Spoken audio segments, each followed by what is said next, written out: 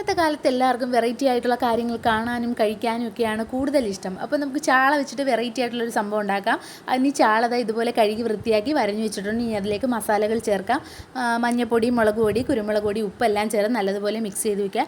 അങ്ങനെ അരപ്പൊക്കെ ചേർത്ത് വെച്ച് ചാള ഓരോന്നായിട്ട് നല്ല ചൂട് വെളിച്ചെണ്ണയിലേക്കിട്ട് നമുക്ക് വറുത്ത് കോരിയെടുക്കാം. നമ്മൾ മീൻ വറുക്കുന്ന കണക്ക് തന്നെ തിരിച്ചു മറിച്ചിട്ട് നല്ലതുപോലെ മൊരിയിച്ചെടുക്കുക. നമുക്ക് ആദ്യം പൊരിച്ച കഷ്ണങ്ങളാണ് വേണ്ടുള്ളത്, എന്നിട്ടാണ് ബാക്കിയുള്ള കാര്യങ്ങൾ നമ്മൾ തയ്യാറാക്കുന്നത്.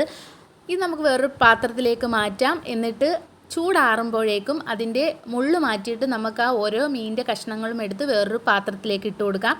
ഇനി നമ്മൾ ആ പൊരിച്ച എണ്ണയിൽ തന്നെ കുറച്ച് വറ്റൽമുളകും കുറച്ച് കൊച്ചുള്ളിയും പിന്നീട് 2 വെളുത്തുള്ളിയും ഒരു കഷ്ണം ഇഞ്ചിയും പിന്നീട് കറിവേപ്പിലയും പുളിയും ചേർത്ത് ഒന്ന് നല്ലതുപോലെ ഒന്ന് വഴറ്റി കൊടുക്കുക.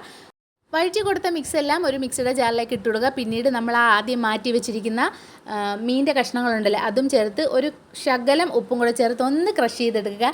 അതിലേക്ക് ലാസ്റ്റ് നമുക്ക് ആവശ്യത്തിനുള്ള തേങ്ങ ചിരകിയതും കൂടെ ചേർത്തിട്ട് ഒന്നും കൂടെ ഒന്ന് അരച്ചെടുക്കുകയാണ് ചെയ്യുന്നത്. അപ്പോഴേക്കും എന്താ നല്ല സൂപ്പർ ടേസ്റ്റുള്ള ചാള ചമ്മന്തി റെഡിയായി. അടിപൊളിയാണ്. നിങ്ങൾ ട്രൈ ചെയ്ത് നോക്കുക, ഫീഡ്ബാക്ക് അറിയിക്കുക.